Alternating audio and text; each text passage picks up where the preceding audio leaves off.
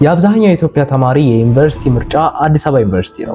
ግን አብዛኞቻችሁ ስለ አዲስ አበባ ዩኒቨርሲቲ በቂ መረጃ የላችሁ። ግን በዚህ ቪዲዮ አዲስ አበባ ዩኒቨርሲቲ ለመግባት ማወቅ ያሉባችሁን እያንዳንዶቹን ስቴፖችና ፕሮሰሶች በዲቴል እንመለከታለን። በተጨማሪም ደግሞ አዲስ አበባ ዩኒቨርሲቲ መግባት እውነት ወርዝ ያደርጋሉ ያዋጣሉ የሚለውንም ነገር ከኔ ኤክስፒሪየንስ በመነሳት ሼር አደርጋችኋለሁ። በተጨማሪም ቀድሜ ባውቃቸው ኖሮ ብዬ የማስባቸውንና ፕሮባብሊ አዲስ አበባ ዩኒቨርሲቲ ላልመርጥባቸው የምችላቸው አንዳንድ ሪዝኖችንም በዚህ ቪዲዮ ላይ የማነሳላችሁ ይሆናል። ለቻናሉ እንግዳ ከሆናችሁ ዳዊት ሰለሞን እባላለሁ። በአዲስ አበባ ዩኒቨርሲቲ የሶስተኛ ዓመት የኢንጂነሪንግ ተማሪ ነኝ። በተጨማሪም ዩቲዩብ ላይ ከኔ ኤክስፒሪየንስ እና ሚስቴኮች በመነሳት የተለያዩ ቲፖችን ሼር አደርጋለሁ።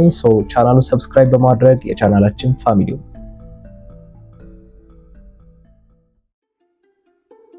በቅድሚያ እንድታውቁት የምፈልገው ነገር በዚህ ቪዲዮ የማነሳላችሁ የመግቢያ ፕሮሰስ አምና እንዲሁም እኔም ስገባ የነበረው ፕሮሰስ ነው። ፕሮባብሊ በዚህ ዓመት የሚቀየሩ ነገሮች ሊኖሩ ይችላሉ። ያው እንደምታውቁት ከቅርብ ጊዜ ወዲህ ትምህርታችን ላይ ብዙ አይነት የሚቀየሩ ነገሮች አሉ።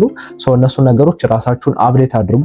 ግን አሁን የምነግራችሁ ቤዚክ የሆነውና አብዛኛው ነገር ላይቀየር የሚችልበትን ፕሮሰስ ነው። አዲስ አበባ ዩኒቨርሲቲ ለመግባት መጀመሪያ የሚያስፈልጋችሁ ቤዚክ የሆነው ነገር የማትሪክ ውጤታችሁ ነው። ማትሪክ ማለፍ መቻል አለባችሁ። ይሄ ማለት ከ300 በላይ ማምጣት አለባችሁ። ከዛ በኋላ ይሄን ካመጣችሁ የዩኒቨርሲቲው መግቢያ ፈተና ወይንም ደግሞ ዩኒቨርሲቲ አድሚሽን ቴስት ዩኤቲ የምንለውን መፈተን ትችላላችሁ። ይሄንን ፈተና ወይንም ደግሞ የዩኤቲ ፈተናን ለመውሰድ ዩኒቨርሲቲው ዌብሳይት ላይ አፕላይ ታደርጋላችሁ። አንዳንድ የሚጠይቃችሁ ዶክመንቶች አሉ። እነሱን ካስገባችሁ በኋላ በአቅራቢያችሁ ወዳለ ዩኒቨርሲቲ ወይንም ደግሞ መፈተኛ ሴንተር ሂዳችሁ ትፈተናላችሁ ማለት ነው። የሚቀመጥላችሁ ቀን አለ። በዛ ቀን ሄዳችሁ ለእናንተ የሚቀርባችሁ ቴስት ሴንተር ወይንም ደግሞ ዩኒቨርሲቲ ላይ ኤግዛሙን ትወስዳላችሁ። ለዚህ ፈተና በምትመዘገቡበት ሰዓት የምታስገቧቸው አንዳንድ ዶክመንቶችና ፋይሎች አሉ። እነሱ ነገሮች ደግሞ ከዚህ በፊት የሰራሁት ቪዲዮ አለ ከላይ ወይንም ደግሞ ታች ዲስክሪፕሽኑ ላይ የምታገኙት ይሆናል። ገብታችሁ በዲቴል ቼክ ማድረግ ትችላላችሁ እሱን። በተጨማሪም ደግሞ የሚጠይቀን አንድ ነገር አለ። ይሄ ምንድነው? አዲስ አበባ ዩኒቨርሲቲ ውስጥ ስትገባ ምን አይነት ተማሪ ነህ የሚለው ነው። ምን አይነት ተማሪ ነህ ስንል ወይ ገቨርንመንት ስፖንሰርድ ተማሪ ነን ወይንም ደግሞ ሰልፍ ስፖንሰርድ ተማሪ ነን። ገቨርንመንት ስፖንሰርድ የሆኑት ምንም የሚከፍሉት ወጪ የለም፣ ሁሉም ነገር ከቨር ተደርጓል። ግን በኋላ ላይ በኮስት ሼሪንግ መልክ ይከፍላሉ ማለት ነው ዋንስ ግራጁዌት ካደረጉ በኋላ። ወይንም ደግሞ ሰልፍ ስፖንሰርድ ተማሪ ከሆናችሁ ኦልሞስት ሙሉ ወጪያችሁን ከቨር የምታደርጉት እናንተ ናችሁ። የኮርስ ወጪያችሁን፣ የዶርም ወጪያችሁን፣ የምግብ ወጪያችሁን፣ ፕሮባብሊ ሌሎችም ኮስቶች ይኖሩባችኋል። እነሱ ነገሮች ከቨር የምታደርጉት ራሳችሁ ናችሁ። ለዩኤቲ ፈተና አፕላይ ስታደርጉ እነዚህ ነገሮችን ትጠየቃላችሁ። ዋንስ ፈተናችሁን ከተፈተናችሁና ውጤታችሁ ሲወጣም ደግሞ ኢቫሉዌት የምትደረጉበት መንገድ የተለያየ ነው። ለገቨርንመንት ስፖንሰርድ ተማሪዎች 50% የማትሪክ ውጤታችሁ ሲደመር 50% የዩኤቲ ውጤታችሁ ይደረግና ሁለቱ ኢቫሉዌት ተደርጎ የሆነ ማለፊያ ነጥብ ይዘጋጃል። ከዛ በላይ ካመጣችሁ ትገባላችሁ ማለት ነው። ለሰልፍ ስፖንሰርድ ተማሪዎች ደግሞ ዲፔንድ የሚያደርገው የዩኤቲ ውጤታችሁ ብቻ ነው። የማትሪክ ውጤታችሁ የሚያስፈልገው ማለፋችሁ ብቻ ነው። ግን መግቢያችሁ ወይንም ደግሞ ለዩኒቨርሲቲ ብቁ ናችሁ ወይ የሚለውን ነገር ዲሳይድ የሚደረገው በዩኤቲ ውጤታችሁ ነው ማለት ነው። ፕላስ ደግሞ እዚህ ጋርም ሌላም ዲፈረንስ አለ። የገቨርንመንት ስፖንሰርድ ተማሪ ከሆናችሁ ዲፓርትመንታችሁን የምታውቁት የመጀመሪያ ዓመት ወይንም ደግሞ ፍሬሽማን የራችሁን ከጨረሳችሁ በኋላ ጂፒአችሁ ካልኩሌት ተደርጎ ነው። የሰልፍ ስፖንሰርድ ተማሪዎች ደግሞ እንደነገርኳችሁ ዩኤቲ ውጤታችሁ ከተሰራ በኋላ የምታልፉ ከሆነ ዲፓርትመንታችሁን እዛው ነው የምታውቁት። አክቹሊ ለፈተናው አፕላይ ስታደርጉ ዲፓርትመንት ይጠይቃችኋል። እስከ 3 ዲፓርትመንት ኦፕሽኖችን ይሰጣችኋል። እያንዳንዳቸው የራሳቸው ካት ኦፍ ፖይንት አላቸው።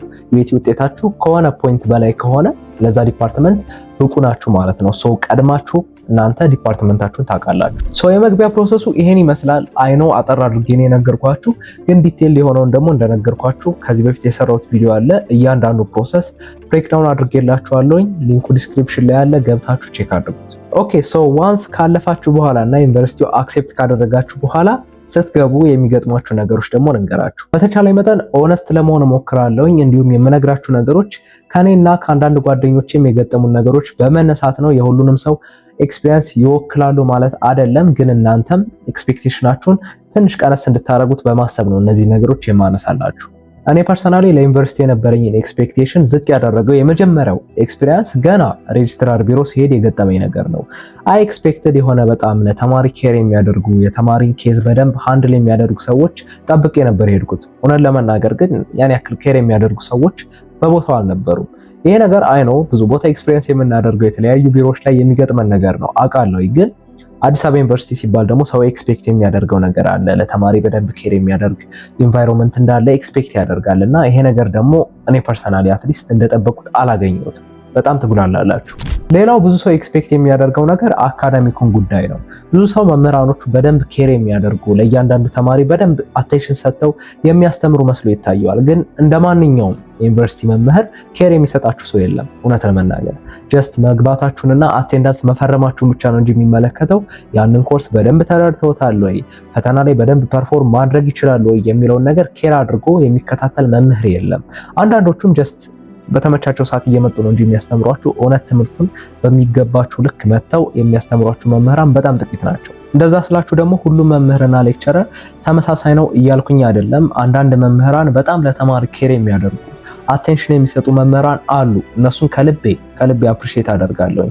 ግን ደግሞ በዛው ልክ ደግሞ ተማሪን ለመጉዳት በሚመስል መልኩ አቴንሽን የማይሰጡ ኢቭን ውጤታቸውም እንዲጎዳ የሚያደርጉ መምህራንም አሉ። እነሱን እንድታውቋቸው ፈልጋለሁ። እዚህ ጋር ኤክስፔክቴሽናቸውን ዝቅ እንድታደርጉ የምፈልግበትን ዋነኛ ነገር ልንገራችሁ። ዩኒቨርሲቲው ዴቨሎፕድ እንደሆነ ወይንም ደግሞ ኢንቫይሮንመንቱን በደንብ ሰፖርት ያደርገኛል ብላችሁ የምታስቡ ከሆነ እውነት ለመናገር ስትገቡ የምታገኙት ከዚህ የተለየ ነገር ነው። ፕሮባብሊ አንዳንድ ሪሶርሶችና ማቴሪያሎችን ሊጠቁማችሁ ይችላሉ። ግን ቀሪው ስራ የእናንተ ነው። ራሳችሁን የምትገነቡት ራሳችሁ ናችሁ። አንዳንድ ሰዎች አዲስ አበባ ዩኒቨርሲቲ ሲባል በቃ ብቁ የሚያደርገን መስሎ ይታየናል። ግን እንደ ማንኛውም ኢንስቲትዩሽን ነው። ምንም የተለየ ነገር የለም። ራሳችሁን ቢውልድ የምታደርጉት ራሳችሁ ናችሁ። ሌላው የብዙ ሰው ትልቁ ፕሮብሌም ደግሞ የዲፓርትመንት ጉዳይ ነው። እውነት ለመናገር አብዛኛው ተማሪ ስፔሻሊ ደግሞ የናቹራል ሳይንስ ተማሪ የሚፈልገው ዲፓርትመንት ላይ አይገባም። ይሄም የሆነው ዲፓርትመንቶቹ የሚቀበሉት የሰው ቁጥር በጣም ትንሽ ስለሆነ ነው። ስለዚህ በደንብ አሪፍ ውጤት ወይንም ደግሞ ጂፒኤ ሊኖራችሁ ይገባል። ቅድም እንደነገርኳችሁ ዲፓርትመንት የምትገቡበት ፕሮሰስ ለገቨርንመንት ስፖንሰርድ እና ለሰልፍ ስፖንሰርድ ተማሪዎች የተለያየ ነው። ለገቨርንመንት ስፖንሰርድ ተማሪዎች የፍሬሽማን ውጤታችሁ ነው መግባትና ለመግባታችሁን የሚወስነው። አትሊስት ለብዙ ዲፓርትመንት እንደዛ ነው። ሶ የመጀመሪያው 2 ሴሚስተር ላይ አሪፍ ጂፒኤ ወይንም ደግሞ አሪፍ የፍሬሽማን ውጤት ሊኖራችሁ ይገባል። የሰልፍ ስፖንሰርድ ተማሪዎች ደግሞ መግቢያችሁ የሚወሰነው በዩኤቲ ውጤታችሁ ነው። ዩኤቲ ላይ በደንብ ፐርፎርም ካደረጋችሁና ለዛ ዲፓርትመንት የሚያስፈልገውን ውጤት ስኮር ማድረግ ከቻላችሁ ኦልሬዲ ዲፓርትመንታችሁን ዩኒቨርሲቲ ግቢ ውስጥ ሳትገቡ ታውቃላችሁ ማለት ነው። ሶ ልዩነት የሚሆነው እነዚህ 2 ነገሮች ላይ ነው። ሶ እዚህ ጋር እኔ እንደ ታላቅ ወንድም የምመክራችሁና ሪኮመንድ የማደርጋችሁ ገቨርንመንት ስፖንሰርድ ተማሪ መሆን የምትፈልጉ ከሆነ ፍሬሽማን ውጤታችሁ ላይ በደንብ ሰግጣችሁ ማንበብና መስራት አለባችሁ። አትሊስት ከ3.8 ከ3.9 በላይ ማምጣት መቻል አለባችሁ የምትፈልጉት ዲፓርትመንት ላይ ያለምንም ጭንቅንቅ እንድትገቡ ማለት ነው። የሰልፍ ስፖንሰርድ ተማሪ ከሆናችሁ ደግሞ ዩኤቲ ውጤት ላይ በደንብ መስራት አለባችሁ። ካልሰራችሁ ባይ ዘ ዌይ እንደ ሌላው የገቨርንመንት ስፖንሰርድ ተማሪ በፍሬሽማን ውጤታችሁ ጀጅ ተደርጋችሁ ነው ወደሆነ ዲፓርትመንት የምትገቡት። ሶ የሰልፍ ስፖንሰርድ ተማሪዎች ደግሞ የዩኤቲ ውጤታችሁ ላይ በደንብ አጥብቃችሁ መስራት አለባችሁ። ይሄን የምላችሁ በኋላ ላይ የማትፈልጉት ዲፓርትመንት ገብታችሁ የመማር ፍላጎታችሁን ከምታስቡት በላይ ይቀንሳል። ሶ ይሄን ነገር ቀድማችሁ ማስተካከል ቀድማችሁም ልታስቡበት ይገባል። አብዛኛው ሰው ከገባ በኋላ ሁሉም ነገር አዲስ ሲሆንበትና ያልፈለገው ዲፓርትመንት ስለሚገባ ይሄን ነገር ቀድማችሁ አውቃችሁ ራሳችሁን እንድታዘጋጁ ለማሳሰብ ነው። ሌላው ግቢ ውስጥ የሚገጥማችሁ ነገር ትርጉም የሌላቸው ህጎች ናቸው። እነዚህ ህጎች ምክንያት የላቸውም። እውነት ለመናገር ሂዳችሁ ብትጠይቁ ይሄ ህግ ለምን እንደዚህ ሆነ ብላችሁ ብትጠይቋቸው ምንም አይሏችሁ። ላይክ ትክክለኛ መልስ ራሱ አይሰጧችሁም። ሶ እነዚህንም ነገሮች ለመቀበል ዝግጁ መሆን መቻል አለባችሁ። እንደው ቤዚክ የሆኑትን ነገሮች ተናግራችሁ ጀስት ፀጉር ማሳደግ አይቻልም ወንድ ልጅ ከሆናችሁ። ሴቶች ደግሞ የምትከለከሏቸው የልብስ ስታይሎች አሉ። ሙስሊም ከሆናችሁ ኒቃብ መልበስ አይቻልም። እንደዚህ አይነት ቤዚክ የሆኑ ህጎች አሉ። ሌሎችም ህጎች አሉ። አንዳንዶቹ ኢቭን ተማሪን ለማሸማቀቅ ተብሎ የተሰሩ ይመስላሉ። ሶ የተለያዩ የሚገጥሟችሁ ነገሮች አሉ። እነሱንም አክሴፕት ማድረግ መቻል አለባችሁ። ያው ስትገቡ እንዳትደናገጡ ብዬ ነው። ሶ ስለ አዲስ አበባ ዩኒቨርሲቲ ማወቅ ያሉባችሁን ቤዚክ የሆኑ ነገሮች ከቨር ለማድረግ ሞክሬያለሁኝ። አይኖ ብዙ ጥያቄዎች ተፈጥሮባችሁ ሊሆኑ ይችላሉ። እነዚህ ነገሮች በዲቴል ከቨር እያደረግን እያንዳንዱን ነገር እንድንመለከት የምትፈልጉ ከሆነ ደግሞ ቴሌግራም ላይ ላይቭ ሴሽን ማዘጋጀት እንችላለን። ታች ኮመንት ላይ ላይቭ ሴሽን ብላችሁ ኮመንት አድርጉልኝ። የምትፈልጉ ከሆነ ብዛታችሁን አይቼ እዛው የቴሌግራም ኮሚኒቲ ላይ ላይቭ የማዘጋጅላችሁ ይሆናል። የቴሌግራም ኮሚኒቲውም ሊንክ እሱም ዲስክሪፕሽን ላይ የማስቀምጥላችሁ ይሆናል። ገብታችሁ ቼክ አድርጉት። በቀጣይ በሌላ ቪዲዮ እስክንገናኝ ቸር ሰንብቱ።